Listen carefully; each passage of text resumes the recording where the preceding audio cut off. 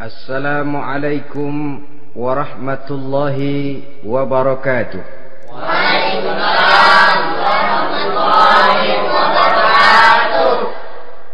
Bismillahi walhamdulillah, wassalatu wassalamu ala sayyidina rasulillah wa ala alihi wa sahbihi wa mawalah. La hawla wa la quwwata illa billah, amma ba'du. Saudara-saudara kaum muslimin yang berbahagia, di dalam kehidupan ini kita senantiasa mengambil iktibar, contoh dan teladan dari orang-orang sebelum kita. Itu sebabnya kepada baginda Nabi kita Muhammad sallallahu alaihi wasallam Allah Subhanahu wa taala menjelaskan cerita para nabi sebelum beliau dalam ayat "Tsumma naqussu 'alaika min amba'ir rusuli ma nusabbitu bihi fu'adak."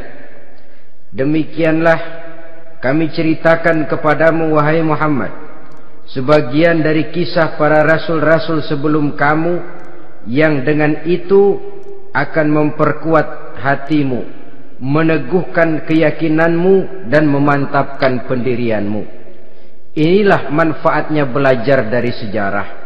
Jadi jangankan kita, baginda Nabi sendiri pun oleh Allah Subhanahu wa taala diceritakan sejarah para nabi sebelum beliau yang dimusuhi oleh umatnya, yang dicaci maki oleh kaumnya, yang terusir dari kampung halamannya, bahkan sampai ada yang terbunuh oleh umatnya. Itu seluruhnya merupakan iktibar manusabbitu bihi fu'adak, untuk memantapkan langkahmu, meneguhkan keyakinanmu dan menguatkan pendirianmu menghadapi perjuangan ini. Sehubungan dengan itu, pada pertemuan kali ini Al-Fakir ingin menyampaikan satu cuplikan kecil dari kehidupan seorang sahabat utama baginda Nabi, yaitu Sayyidina Umar ibn al-Khattab radhiyallahu an. Beliau adalah Umar bin Khattab bin Nufail bin Abdul Uzza dari suku Quraisy golongan Bani Adi. Perawakannya tinggi, kekar dan gagah, melambangkan sifatnya yang pemberani, tegas, dan tidak pernah kenal takut kepada siapapun. Sebelum mendapat hidayah, Umar bin Khattab termasuk orang yang berdiri di barisan orang-orang yang memusuhi umat Islam. Ia terperangkap dalam tradisi jahiliyah, di mana gemar berperang dan bermabuk-mabukan juga merupakan hal-hal yang pernah dilaksanakan dalam kehidupannya sebelum beliau masuk ke dalam agama Islam. Oleh karena itu, dalam kehidupan beragama, hidayah merupakan sesuatu yang penting. Bagaimanapun banyaknya dosa dan kesalahan yang telah dilakukan oleh seseorang, tidak seharusnya menyebabkan ia putus asa dari rahmah Allah. Sebaliknya, bagaimanapun banyak kebajikan dan kebaikan yang sudah dikerjakannya, tidak perlu membuat dia besar hati, puas, bangga, apalagi menjadi lalai karenanya. Sebab kita belum tahu akan bagaimana ujung perjalanan dari kehidupan kita ini. Saudara-saudara, kisahnya pun masuk Islam merupakan peristiwa yang menarik. Pada satu hari, dengan pedang terhunus, Umar bin Khattab menuju Darul Arqam, tempat di mana baginda Nabi biasa berkumpul dengan para sahabat. Melihat mukanya yang beringas, matanya yang nanar, orang sudah menyangka dan mengerti ini tentu akan terjadi pembunuhan. Dalam perjalanan menuju Darul Arqam, Umar bertemu dengan Nuaim bin Abdullah. Nuaim bertanya, "Ya Umar, mau kemana ente?" "Mau membunuh itu, si murtad itu," kata. "Si murtad yang mana?" Yang mana lagi? Itu yang memecah belah kita, yang menghina berhala-berhala kita, yang menjelek-jelekkan nenek moyang dan keturunan kita. Siapa lagi kalau bukan Muhammad? Kata Nuaim Umar, enggak salah. Tidak salah lagi. Salah Umar. Salah kenapa? Apa kamu enggak malu? Kamu mau pergi membunuh Muhammad, sementara adikmu sendiri Fatimah, dia sudah termasuk salah seorang pengikut Muhammad. Mendengar ini, muka yang memang tadinya sudah marah dan merah, tambah jadi kelabu. Bukan main mangkelnya Umar bin Khattab. Orang lain dia musuhi, orang lain dia kejar-kejar. Ini malah adiknya sendiri menjadi pengikut dari baginda Nabi. Tidak jadi menuju Darul Arqam, dia berangkat ke rumah adiknya Fatimah. Adapun di rumah Fatimah sedang berkumpul Fatimah, suaminya Sa'id bin Zaid, dan seorang sahabat Habbab ibnul Arad. Mereka sedang membaca Quran. Waktu itu Quran belum lagi dijilid macam sekarang, jadi masih merupakan suhuf atau lembaran-lembaran tercecer saja. Ketuk pintu. Ya tentu tidak assalamualaikum karena dia belum Islam. Tok tok tok. Siapa di luar? Umar. Mendengar suaranya saja, ini sahabat yang namanya Habbab ibnul Arad sudah lari ke belakang pintu. Sambil komat kamit baca doa mohon diselamatkan oleh Allah. Adapun Fatimah yang sedang memegang suhuf, lembaran tulisan Quran itu, menyembunyikan suhuf itu di belakang bajunya. Umar masuk. Fatimah, saya bang. Apa benar berita yang saya dengar? Berita apa itu bang? Bahwa kau sudah masuk Islam. Bang, andai kata Muhammad memang benar, bagaimana? Sudahlah, jangan belit-belit. Jawab saja, kau masuk Islam benar atau tidak? Ya. Saudara hadirin, begitu dikatakan iya, tangannya langsung melayang, menampar muka adiknya ini, sehingga mengalir darah dari hidungnya.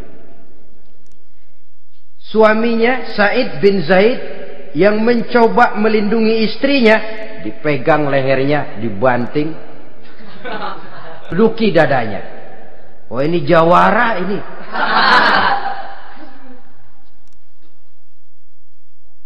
Namun pada saat sedemikian, suara kebenaran terpantul dari mulut Fatimah, adik dari Umar bin Khattab ini. Umar, apakah engkau memukul orang yang bersaksi bahwa tidak ada Tuhan melainkan Allah dan Muhammad Rasulullah?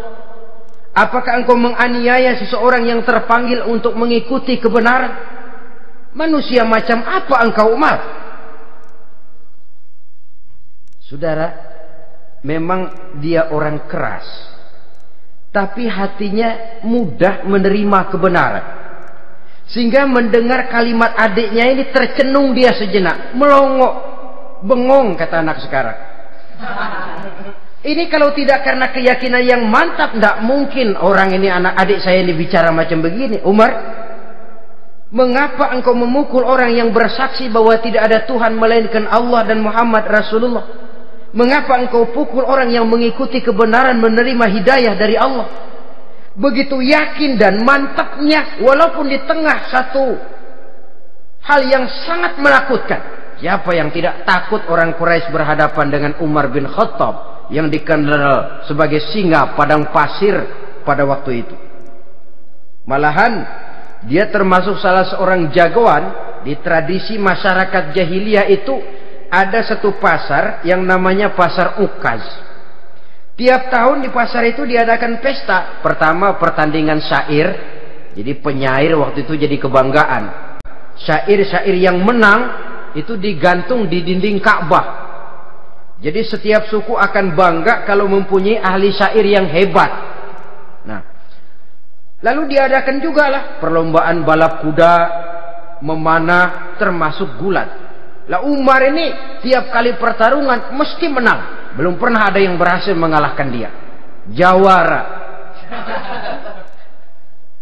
Saudara-saudara, mendengar adiknya begitu mantap hatinya, apalagi ketika adiknya berkata begitu, suhuf, lembaran yang disembunyikan di belakang bajunya tersembul. Apa yang kau sembunyikan di balik bajumu itu? Suhuf. Apa suhuf itu? Lembaran Al-Quran. Coba saya lihat. Enggak boleh. Kenapa? Kamu kotor. Orang kotor tidak boleh megang Quran. Saya mau lihat. Enggak boleh. Kalau kamu mau lihat, mandi dulu. Diturutinya permintaan adiknya itu. Lalu diambilnya suhuf tadi. Dia baca. Kebetulan ayat yang dibacanya ayat pertama dari surah Toha yang berlanjut dengan ayat 14 pada surah yang sama. Dia baca, Bismillahirrahmanirrahim. Toha ma anzalna ilaikal Qur'ana litashqa illa tazkiratan liman yakhsha. Toha, tidaklah aku turunkan Al-Quran ini untuk bikin sukar manusia, melainkan merupakan pengingat bagi orang-orang yang takut kepada Allah. Lalu pada ayat ke-14, Innani anallahu la ilaha illa ana fa'budni. Sesungguhnya akulah Allah, tidak ada Tuhan melainkan aku, maka hendaknya hanya kepadakulah kamu menyembah. Wa aqimis salata li dzikri, dirikanlah salat untuk mengingat aku. Inna sa'ata atiyatun akadu ukhfiha litujza kullu nafsin ma tas'a. Sesungguhnya kiamat itu pasti akan datang, yang sengaja waktunya kami tidak beritahukan kepada kamu semua, untuk kami balas segala setiap orang tentang apa saja yang telah mereka lakukan dalam kehidupan di dunia ini. Setelah membaca ayat ini, gemetar tangannya. Ah, ini sih nggak main-main ini. Ini belum pernah saya baca ajaran semacam ini. Tidak patut orang yang mempunyai kitab suci semacam ini dimusuhi. Ini sesuatu yang benar, tergetar jiwanya. Hei, Fatimah, Muhammad di mana Muhammad? Saya tidak akan memberitahu kepada kamu. Di mana? Saya tidak akan memberitahu. Lebih baik kau bunuh saya kalau memang maksudmu mau mencelakakan Muhammad. Sama sekali saya tidak akan mencelakakan dia, Fatimah. Kasih tahu saja, di mana dia? Darul Arqam. Bergegas dia menuju Darul Arqam. Di dalam Nabi memang sedang kumpul dengan para sahabat. Termasuk ada Sayyidina Hamzah yang juga terkenal jawara juga. Ketuk pintu. Ketuk pintu. Siapa di luar? Umar. Di dalam ini geger sebagian sahabat. Umar datang ini pasti bencana. Umar datang, wah, kalau istilah kampung, kerok dan urusan.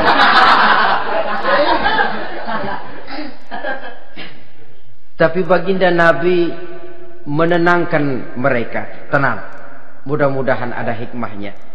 Sayyidina Hamzah tampil, bukakan dia pintu. Kalau niatnya baik, kita terima. Kalau niatnya tidak baik, saya paling depan. Dibukakan pintu. Begitu dibukakan pintu, Umar masuk merangkul baginda Nabi. Kemudian dengan tersendat, Ashhadu an la ilaha illallah wa ashhadu annaka ya Muhammad Rasulullah. Saya bersaksi tidak ada Tuhan melainkan Allah, dan saya bersaksi bahwa engkau hai Muhammad adalah utusan Allah.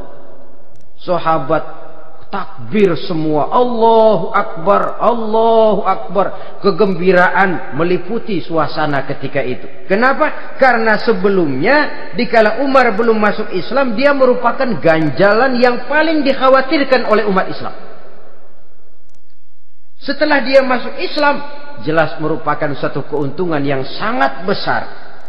Dan dia tertarik kepada Islam bukan karena bujuk rayu orang, tidak karena diberikan harta, tidak karena diiming-iming oleh kedudukan tinggi, Tapi karena kebenaran, hidayah menembus hatinya melalui wasilah ayat dalam surah Thaha yang dibacanya melalui suhuf yang dipegang oleh adiknya tadi.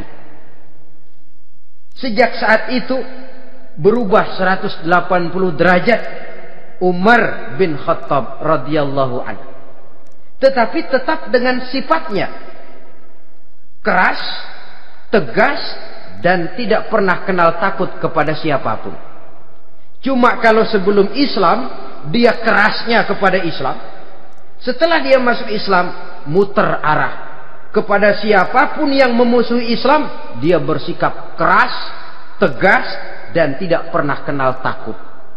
Bahkan setelah beliau masuk Islam, satu hari ketika di Darul Arqam kumpul-kumpul, waktu itu Nabi belum berdakwah secara terbuka karena pengikut masih sedikit. Sayyidina Umar usul, "Ya Rasul, ada apa Umar? Alasna 'alal haq fi mamatina wa mahyana." Ya Rasul, bukankah kita ini berdiri di atas sesuatu yang benar?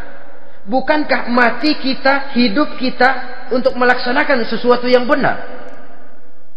Bala ya Umar, betul Umar.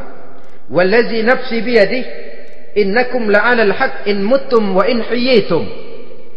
Demi Allah Umar, kata Nabi, sesungguhnya kamu dan kita semua berdiri di atas kebenaran, hidup ataupun mati. Setelah mendapat jawaban begini, Umar masuk kepada tujuan pembicaraannya. Izan ya Rasul, fafimal ikhtifar. Kalau memang begitu ya Rasul, kalau memang kita yakin kita berdiri di atas kebenaran, kita hidup karena kebenaran, kita mati pun memperjuangkan kebenaran, fafimal ikhtifar. Kenapa mesti ngumpet-ngumpet? Kenapa harus sembunyi-sembunyi? Wallazi ba'asaka bil haqq, demi Allah ya Rasul, la takhrujanna wa la nakhrujanna ma'ak. Tuhan harus keluar menyampaikan Islam ini secara terbuka, dan kami akan mendampingi Tuhan dengan segenap jiwa dan raga. Sekali masuk Islam gak tanggung-tanggung. Yang kayak begini ini yang kita perlukan sekarang ini. Begitu masuk Islam, nggak tanggung seluruhnya, jiwa dan raganya masuk Islam. Beliau yang pertama kali mengajukan ide, kenapa harus dakwah sembunyi ya Rasul? Wong kita berdiri di atas kebenaran, memperjuangkan sesuatu yang hak. Kalau kita mati, kita pun mati membela kebenaran. Kenapa mesti fafimal ikhtifa? Kenapa harus sembunyi-sembunyi? Mulai sekarang mari keluar ya Rasul, saya akan dampingi Tuhan, nyawa taruhannya. Saudara hadirin yang saya hormati, selalu dia tempat-tempat yang pernah dia melaksanakan maksiat sebelum dia Islam, selalu dia kunjungi sampai dia berkata, tidak ada tempat yang pernah saya melakukan kesalahan sebelum saya Islam yang harus saya tutupi dengan kebajikan setelah saya Islam sekarang ini. Bahkan ada satu riwayat menjelaskan beliau itu yang tinggi badannya, kekar perawakannya, gemetar orang ngadepin dia. Tapi beliau sendiri sangat mudah gemetar kalau sudah mendengar ayat-ayat Allah. Sehingga ada satu riwayat menjelaskan Sayyidina Umar itu setelah masuk Islam, kalau sholat kadang-kadang bila menoleh ke kanan beliau senyum, bila menoleh ke kiri beliau menangis berurai air mata. Ada orang bertanya, ya Umar, kenapa menengok ke kanan kau senyum, ke kiri kau menangis? Itulah kalau saya ingat jahilnya saya sebelum Islam. Adapun bila saya menoleh ke arah sebelah kanan saya tersenyum, teringat betapa dulu saya membuat berhala dari korma. Saya tumpuk-tumpuk, saya susun begitu.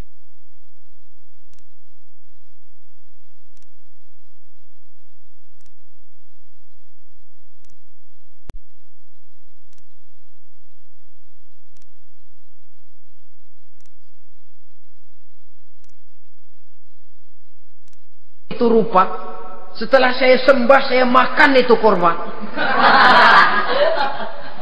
Gagah betul saya waktu itu, sampai Tuhan pun saya makan. Adapun kalau saya menoleh ke kiri, teringat putri kesayangan saya yang terbawa oleh tradisi jahiliyah, takut menanggung aib, merasa malu mempunyai anak perempuan, sampai dia terkubur hidup-hidup. Berurai air mata saya mengingat semua itu. Padahal Nabi sudah memberikan jaminan. Sebab saudara jangan lupa, orang kafir masuk Islam, dalam Islam itu dihitung dari bayi lagi, dari nol. Itulah untungnya. Jadi misalnya sudah 60 tahun, dari kecil sampai 60 tahun kafir, umur 61 masuk Islam. Nah, sejak umur 61 itulah yang dihisab oleh Allah. 60 tahun ke bawah gratis bersih pemutihan. Istimewa betul. Tapi jangan lalu diniatin, gua kafir aja. Nanti sudah tua-tua mau giliran mati baru Islam. Itu diniatin lain. Ini yang karena faktor hidayah, saudara-saudara. Nah, cintanya kepada baginda Nabi luar biasa. Dalam setiap pertempuran beliau selalu di front terdepan. Bahkan demikian cintanya sampai ketika hari di mana baginda Nabi wafat, saudara-saudara. Disampaikan berita wafat Nabi kepada Umarin. Ya Umar, baginda Nabi sudah wafat. Kamu ngomong apa? Baginda Nabi sudah wafat. Bukan sedih, nyabut pedang, keluar matanya melotot. Siapa yang bilang Muhammad mati, saya tabas batang lehernya. Begitu cintanya beliau kepada baginda Nabi, sampai-sampai nggak menerima kalau Nabi wafat. Taruhlah nggak bisa mati bersamaan, bolehlah mati beriring-iring saja barangkali maksudnya. Saudara-saudara, cabut pedang, kelayaban kemana-mana. Ayo, siapa ngomong Muhammad mati, saya tebas batang lehernya. Sampai bertemu dengan Sayyidina Umar, Sayyidina Abu Bakar. Di tempat orang banyak, Sayyidina Abu Bakar yang bijaksana ini pidato. Ayuhan nas, man kana ya'budu Muhammadan fa inna Muhammadan qad mata, wa man kana ya'budu Allah fa inna Allah hayyun la yamut. Wahai manusia, barang siapa yang menyembah Muhammad, maka Muhammad sudah mati. Tetapi barang siapa yang menyembah Allah, Allah akan hidup selamanya dan tidak akan pernah mati.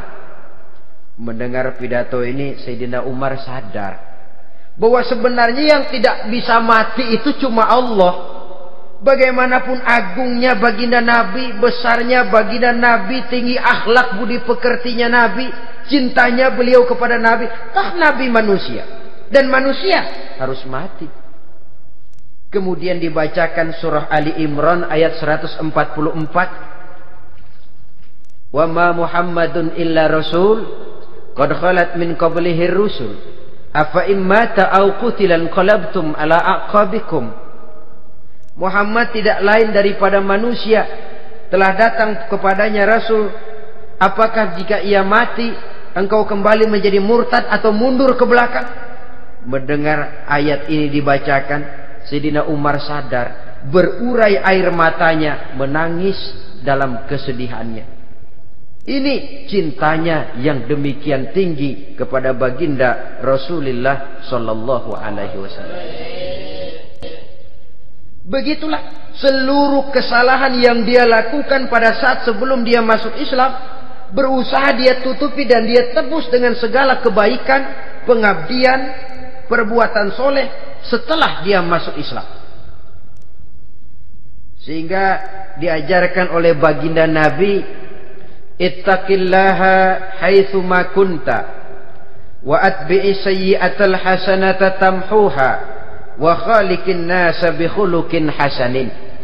Bertakwalah kamu kepada Allah, kata Nabi, dimanapun saja kamu berada. Jadi takwa tidak kenal tempat. Dimanapun saja kamu berada, bertakwalah kepada Allah. Di rumah takwa, di pasar takwa, di kantor takwa, di tengah orang banyak takwa, pada waktu sendirian takwa. Ittaqillaha haitsu ma kunta. Bertakwalah kau kepada Allah dimanapun saja kamu berada. Jangan takwa pakai tempat. Di masjid takwa, di kantor nyolong. Itu tidak haitsu makunta. Yang diajarkan oleh Nabi, dimanapun kamu berada, bertakwalah kepada Allah. Wa atbi'i sayyi'atal hasanah tamhuha, dan iringi perbuatanmu yang salah dengan kebaikan. Jadi kalau satu saat terselip kita berbuat salah, cepat iringi dengan kebaikan, tamhuha, dengan harapan kebaikan yang kita kerjakan akan menutupi dosa yang terselip kita lakukan. Amin. Ngomongin orang, astagfirullahalazim, banyak istighfar. Istighfarnya mudah-mudahan bisa nutupin dosa karena ngomongin orang. Tapi jangan lalu tambah sulap. Ngomongin orang istighfar, terus ngomongin lagi istighfar lagi. Itu tentu tidak bisa dengan cara begitu. Barangkali terselip pernah mengambil harta orang tanpa alasan yang hak, imbangi dengan rajin sedekah misalnya. Barangkali pernah menyakiti hati orang, imbangi dengan perbuatan yang bisa menyenangkan hati orang lain. Itu namanya mengiringi perbuatan yang bersifat salah dengan kebajikan. Ini yang dilakukan oleh Sayyidina Umar. Setiap pelosok hampir dia datangi. Tempat-tempat di mana dia pernah melakukan kesalahan sebelum Islam, di sana dia tegakkan kebajikan dan kebaikan. Kegagahannya, keperkasaannya, keberaniannya sepenuhnya bulat-bulat sudah diwakafkan untuk kepentingan Islam. Saudara hadirin yang saya hormati, diperlukan orang-orang yang punya keberanian macam Sayyidina Umar. Berani karena panggilan hidayah, bukan berani babi. Babi berani juga babi, cuman nyeruduk. Artinya berani yang tanpa pertimbangan. Berani yang tanpa pertimbangan pada akhirnya akan menyulitkan kita sendiri. Beliau gagah, beliau berani, beliau punya kekuatan, beliau punya wewenang, dan itu dimanfaatkannya untuk menjadi backing baginda Nabi kita Muhammad sallallahu alaihi wasallam. La takhrujanna wa la nakhrujanna ma'ak ya Rasul. Ya Rasul, keluar, sampaikan dakwah secara terbuka. Saya akan mendampingi Tuhan. Jika ada yang ganggu Tuhan, saya paling depan. Backing yang mendampingi Rasul untuk menyampaikan risalah Islamiyah ini. Saudara hadirin yang saya hormati, wa khaliqin nasa bi khuluqin hasanin, kata Nabi. Dan pergaulilah manusia dengan akhlak yang baik, karena dengan ini kau bisa mengambil hati orang. Dalam hadis lain katakan, innakum la tas'una an-nasa bi amwalikum walakin yas'uhum minkum bastul wajhi wa husnul khuluq. Kamu tidak akan bisa menyenangkan orang banyak dengan hartamu, tapi kamu bisa ambil hati mereka dengan budi pekerti yang luhur dan muka yang manis. Dengan harta belum tentu kita bisa menyenangkan semua orang, tapi budi pekerti yang luhur, muka yang manis, itu yang akan bisa membuat kau menyenangkan orang banyak.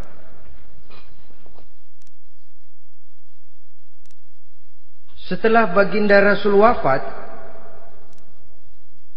pernah ketika berkumpul, Sayyidina Abu Bakar berkata kepada Sayyidina Umar, "Ya Umar, saya baiat kamu untuk menjadi khalifah." Jawab beliau, "Sayalah yang akan membaiat Tuan. Tapi Anda lebih utama dari saya, Umar. Keutamaan saya akan saya berikan kepada Tuan untuk mendukung kekhalifahan Tuan." Di sini kelihatan wataknya yang tidak ambisius. Gagah, berani, perkasa, tapi tahu diri. Enggak nyelonong.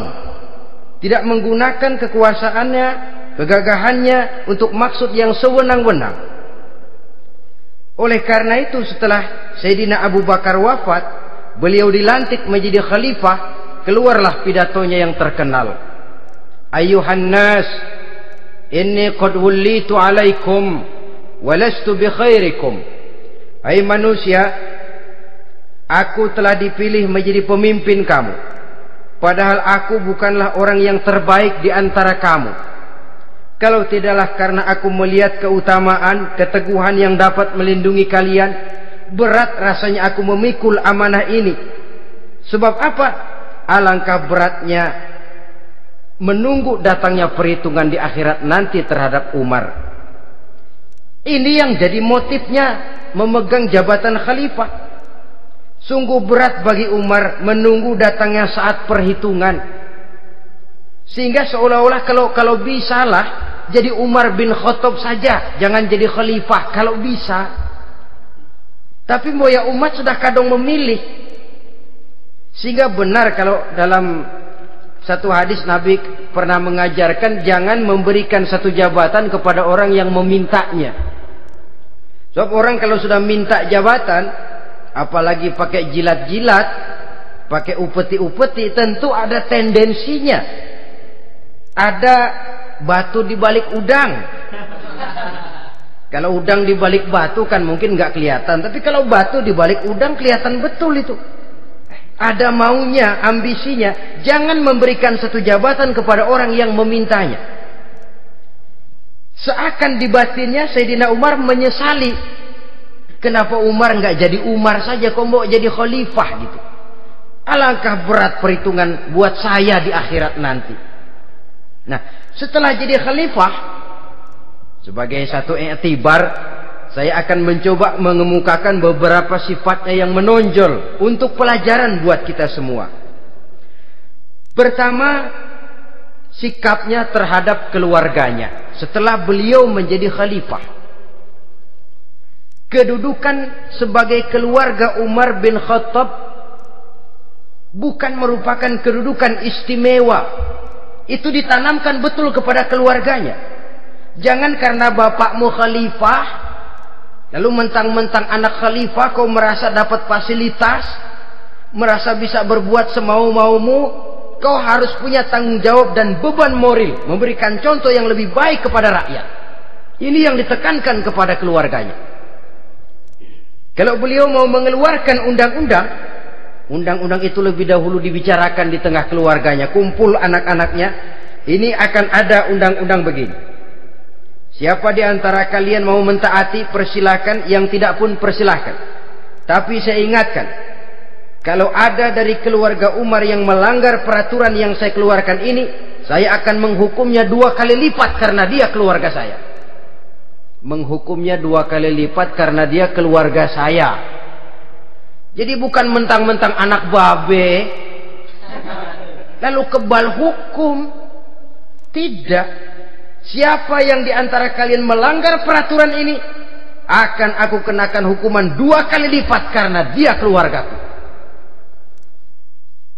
Nah, saudara hadirin yang saya hormati, lalu berwibawa, dijaga betul keluarganya. Satu hari beliau datang ke rumah putranya Abdullah bin Umar. Ketika masuk dilihatnya Abdullah bin Umar sedang makan daging. Makan daging. Merah muka Umar. Mentang-mentang anak khalifah ya. Mentang-mentang anak Amirul Mukminin ya, kamu makan daging. Lihat tuh rakyat kita masih banyak yang kelaparan, makan daging, makan roti keras. Padahal itu halal. Sesuatu yang diperoleh dengan usahanya sendiri. Tetapi begitu hati-hatinya Umar untuk menjaga pandangan orang. Keluarga khalifah merupakan beban moral sebab akan dijadikan contoh oleh rakyatnya. Mentang-mentang anak khalifah ya makan daging. Lihat tuh rakyat, roti keras digarotin. Lain saat beliau pergi ke satu pasar. Di situ dilihat ada sapi gemuk-gemuk. Tempat lain sapinya kurus-kurus. Tanya, ini yang gemuk-gemuk sapi siapa? Sapi Abdullah bin Umar. Sapi anaknya. Panggil Abdullah bin Umar, suruh sini. Datang anaknya. Abdullah bin Umar, bagaimana ceritanya sampai ini? Begini, Bapak. Dahulu itu dengan uang saya beli sapi kurus-kurus. Lalu saya rawat. Saya berikan upah orang untuk merawat sapi-sapi itu. Sampai sekarang dia menjadi gemuk. Akan saya jual dan keuntungannya tentu sesuatu yang halal. Subhanallah, kata Umar. Kau ini anak Amirul Mukminin. Jual sapimu. Ambil modalnya, untungnya, masukkan Baitul Mal untuk urus kepentingan orang Islam. Dia nggak mau anaknya terlibat bisnis, ndompleng kekuasaan ayahnya. Karena mentang-mentang anak khalifah lalu segala macam bisnis lancar. Orang takut karena apa? Anak babe. Ada lagi.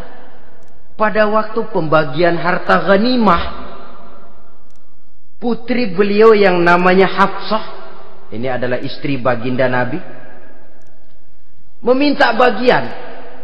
Kaum kerabat ayah, ini kerabat khalifah, kitalah dulu kerabat. Kalau kau kerabatku, maka jatahmu nanti dari ayahmu. Harta ini masih lebih banyak dibutuhkan oleh orang-orang Islam. Nanti belakangan, kalau ada sisanya. Belakangan kalau ada sisanya. La haula wala quwata illa billah.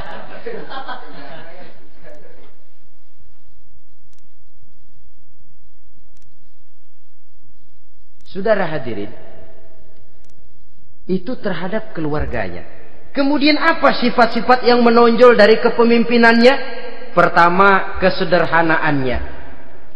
Beliaulah satu-satunya khalifah, Amirul Mukminin, setingkat presiden kalau sekarang, yang punya jubah cuma 2 dan 1 pun punya anaknya. Tambelan lagi. Pernah sholat Jumat terlambat. Beliau naik mimbar untuk khutbah, sebelumnya minta maaf dulu. Saudara-saudara, maaf saya terlambat nungguin baju kering. Seorang khalifah nungguin baju kering. Sederhana dalam kehidupannya. Mari kita ambil satu cerita lagi. Pada waktu beliau jadi khalifah, yang diangkat jadi gubernur di Mesir adalah Amr bin As. Amr bin As hidupnya lebih mirip kaisar. Istananya besar, pakaiannya bagus-bagus. Nah, yang paling mengganggu pikiran Amr bin As, di sebelah istananya ini ada gubuk reot, kepunyaan orang Yahudi lagi. Ah, ini nggak pantas bener, masa di samping istana gubernur ada gubuk reot. Orang Yahudi lagi yang punya. Ini mesti, udah, bikin saja rencana, panggil dinas tata kota, bikin planning. Di sini mau dibangun masjid, proyek negara. Bikin gambarnya, susun anggarannya, tender. Saudara-saudara, si Yahudi yang punya gubuk reot dipanggil. Yahudi, ada apa, Pak? Kamu tahu nggak? Enggak. Iya, memang belum saya kasih tahu.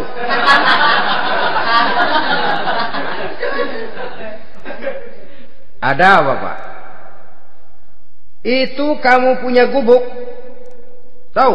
Kena proyek. Proyek apa, Pak? Kami mau bangun masjid besar di situ. Dan tidak sesuai ada gubuk reot di samping tempat gubernur. Jadi maksud Bapak, gubukmu, tanah-tanahnya mau saya bebaskan. Saya beli. Enggak mau, Pak. Saya enggak mau jual. Saya bayar 2 kali lipat. Enggak mau. 3 kali lipat. 6 kali lipat juga enggak mau, Pak. Saya dari muda peres keringat banting tulang cuma segitu-gitunya, Pak, tempat saya tinggal. Gubuk reot sama tanahnya sedikit. Makmur saya, Pak, cuma rumah sama sumur.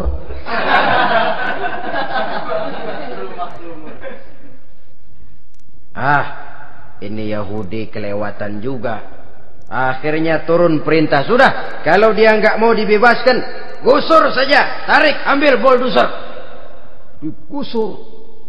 Yahudi ini berurai air matanya.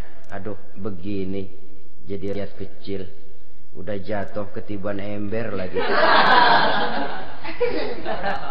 Tapi pikir-pikir Amr bin As kan bukan yang paling atas. Dia kan cuma pejabat, masih ada atasannya lagi. Lapor lapor. Yahudi ini berangkat ke Madinah. Bayangkan dari Mesir ke Madinah. Jalan. Di sepanjang jalan dia pikir membanding-banding. Kalau gubernurnya saja istananya begitu mewah, apalagi khalifahnya. Kalau gubernurnya galak main gusur, apalagi khalifahnya. Dan saya bukan orang Islam, apa dia lemin ngadu? Apa dapat tanggapan? Berangkat dia sambil harap-harap cemas. Sampai di pintu kota Madinah, dia temui orang lagi tidur di bawah pohon korma. Selamat siang, Pak. Ada apa? Pak. Apa? Mau lapor. Lapor apa? Bapak tahu Khalifah Umar bin Khattab? Tahu?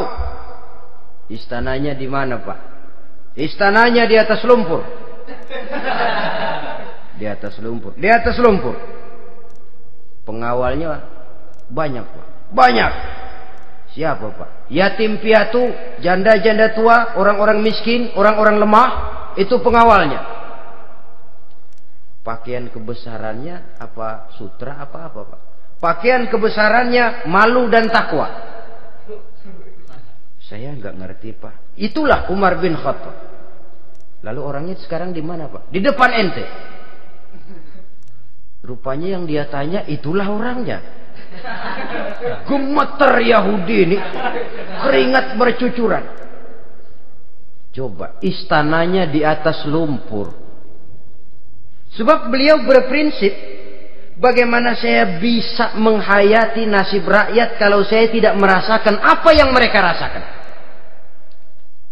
Bagaimana saya nggak bisa tahu sakitnya lapar kalau saya belum pernah kelaparan? Itu prinsipnya. Istananya di atas lumpur. Para pengawalnya yatim piatu, janda-janda tua, orang-orang miskin, orang-orang lemah dan tidak mampu. Dan pakaian kebesarannya malu dan takwa. Kamu dari mana? Dari Mesir, Pak. Ada apa?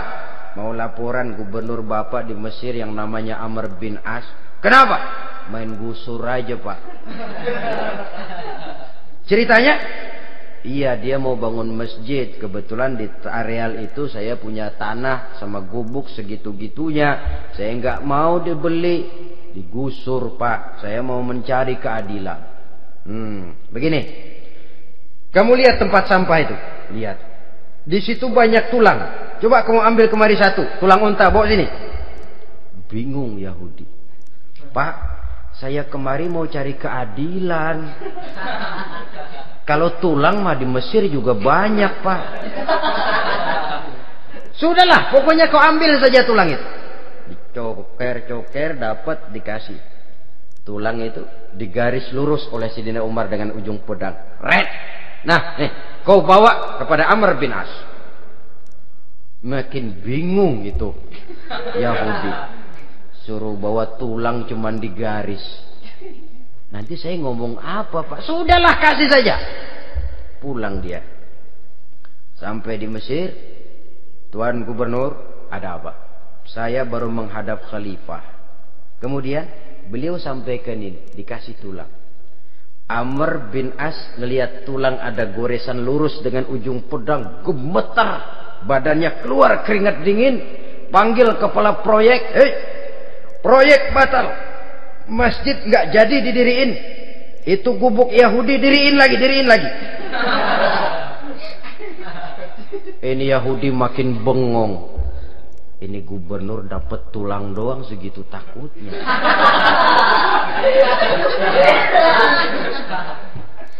Ada apa sebenarnya, Tuan Gubernur? Kamu tahu? Ini nasihat pahit buat saya dari Amirul Mukminin Umar bin Khattab. Seolah-olah beliau bilang, "Hai Amr bin As, jangan mentang-mentang sedang berkuasa ya. Pada satu saat kau akan jadi tulang-tulang kayak begini. Maka mumpung kamu masih hidup dan berkuasa, berlaku lurus dan adillah kamu seperti lurusnya garis di atas tulang ini. Red. Lurus, adil, jangan bengkok. Sebab kalau kamu bengkok, nanti aku yang luruskan pakai pedangku. Siapa yang nggak ngeper digituin? Sampai akhirnya apa? Kata si Yahudi, Pak, kalau begitu Islam adil ya. Adil. Kalau gitu biarin dah Pak, tanah saya. Mau kamu jual? Bukan saya jual Pak, saya kasih aja dah. Campur gubuk-gubuknya, ambil aja dah.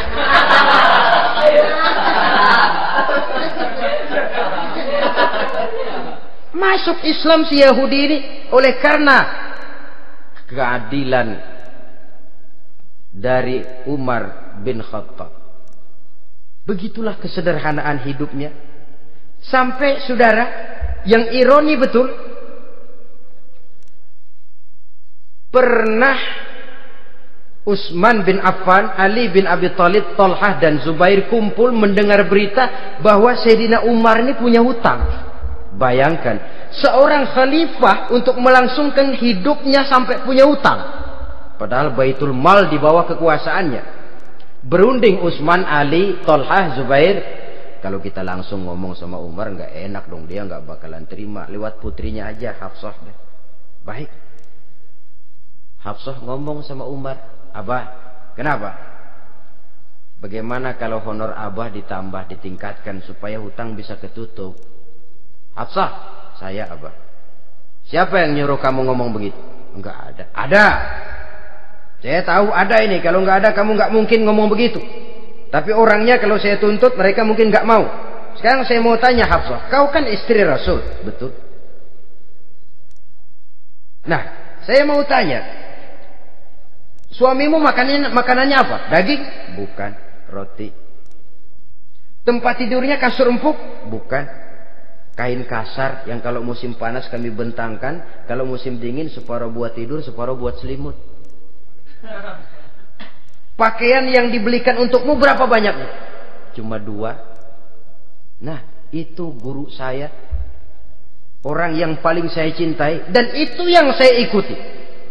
Bahkan setelah beliau wafat, Sayyidina Umar ini hutangnya ditanggungkan kepada anaknya Abdullah bin Umar, dan itu pun dilunasi dengan menjual rumahnya, sehingga rumahnya itu disebut Darul Qadha, rumah bayar hutang. Begitu kesederhanaannya.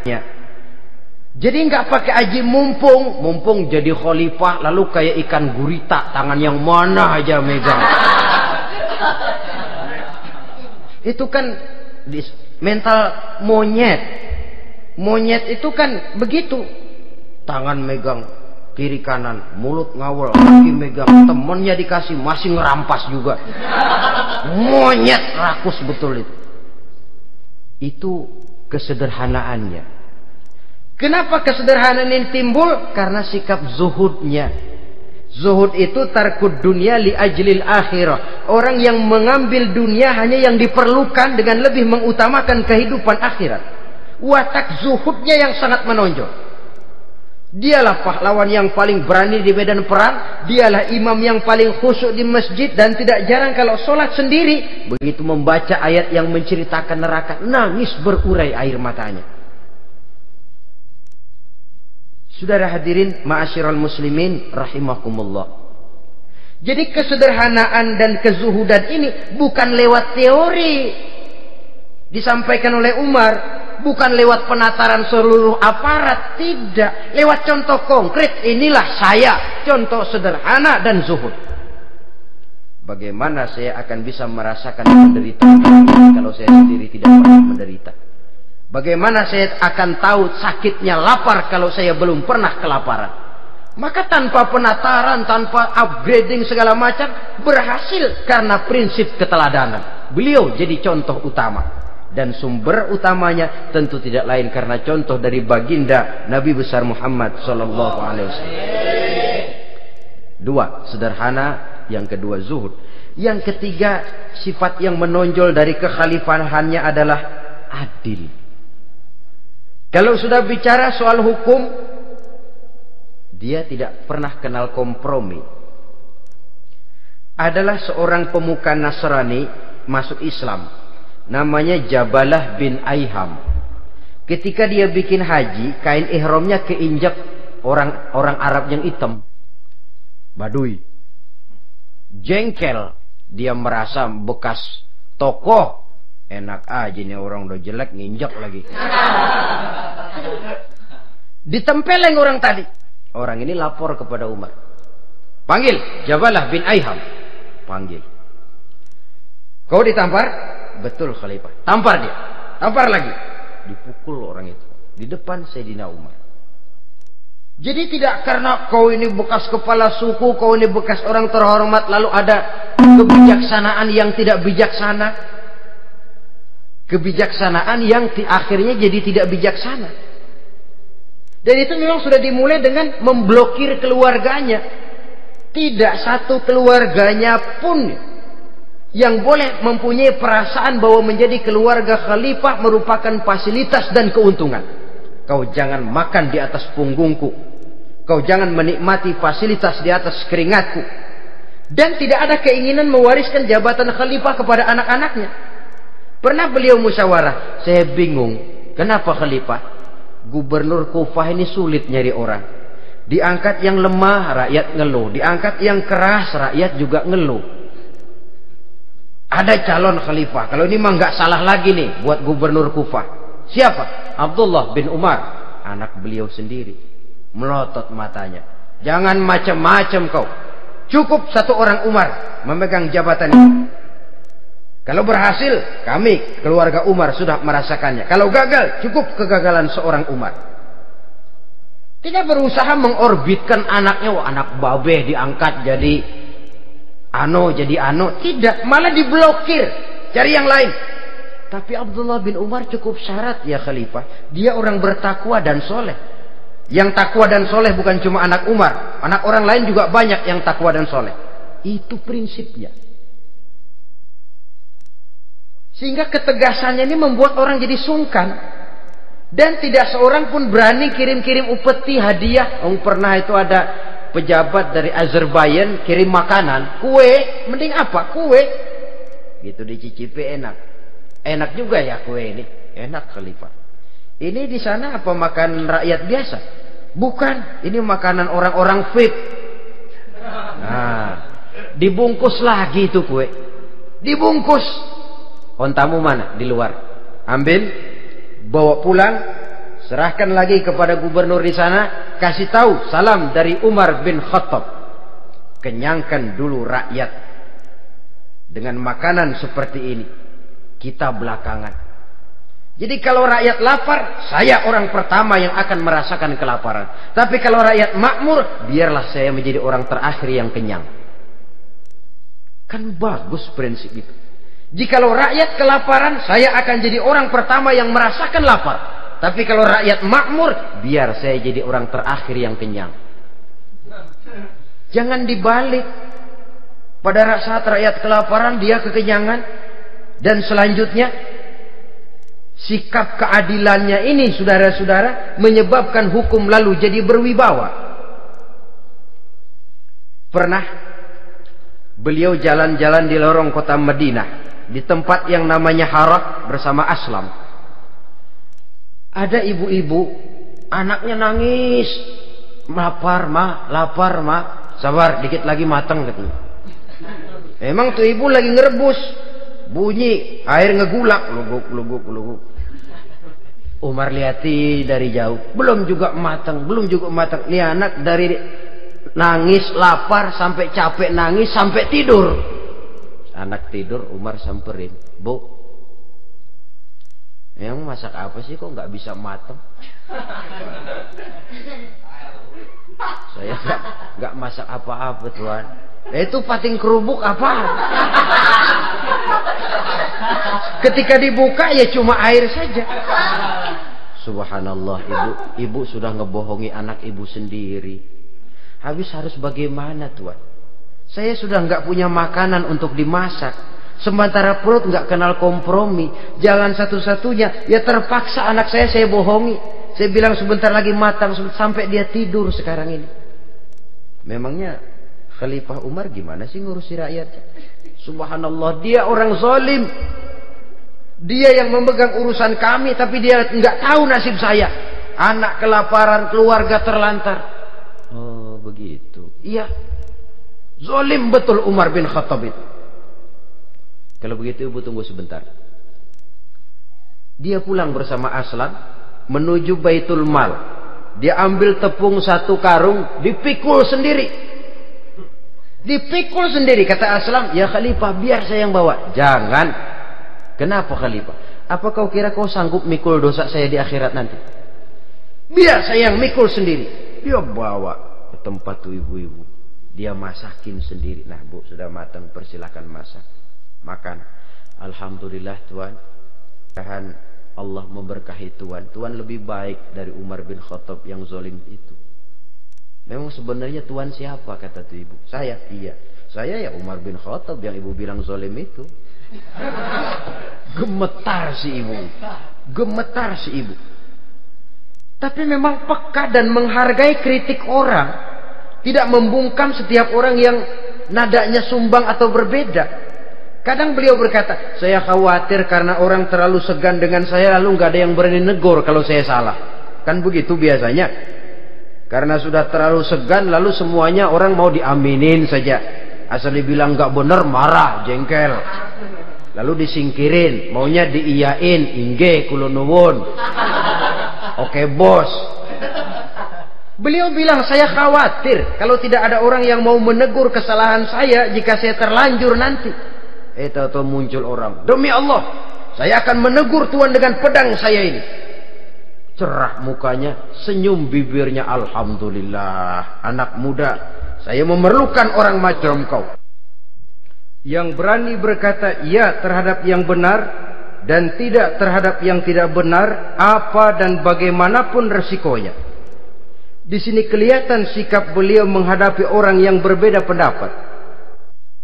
Keadilan, keberanian dan ketegasan, cepat menerima kebenaran merupakan serentetan dari sifat-sifat utama beliau sejak masuk Islam sampai menjadi khalifah yang kedua. Bahkan dengan jasa beliau, Islam kemudian tersebar, menembus dinding Jazirah Arabia, memasuki Bizantium dan Persia, sehingga beliau juga dikenal sebagai periode Al-Futuhat Al-Islamiyah. Nah, saudara-saudara, inilah cuplikan kecil dari kehidupan seorang agung dan besar yang memang sangat terbatas kata-kata untuk melukiskan kebesaran itu. Namun yang secuplik ini mudah-mudahan menjadi sumbangan moral dalam rangka kita memperbaiki diri menuju kehidupan yang lebih baik. Terima kasih banyak atas segala perhatian. Mohon maaf atas segala kekurangan. Usikum wa nafsi bitaqwallah. Wassalamualaikum warahmatullahi wabarakatuh. Waalaikumsalam.